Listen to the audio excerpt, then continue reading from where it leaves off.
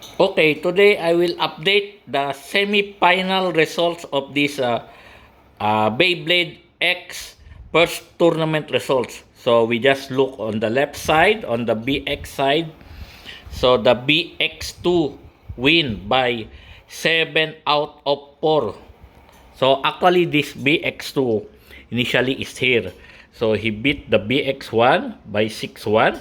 Then after he come here, he beat this BX03 by 7-4. So now he bring forward here. So he will face the BX UX3. So for the UX3, he start from here.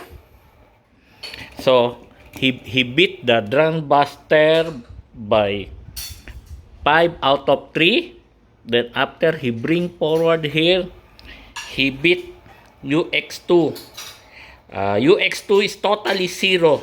So he bring forward here. So for the championship or the finals, BX2 and UX3 will face it. So watch out for the first Beyblade X tournament.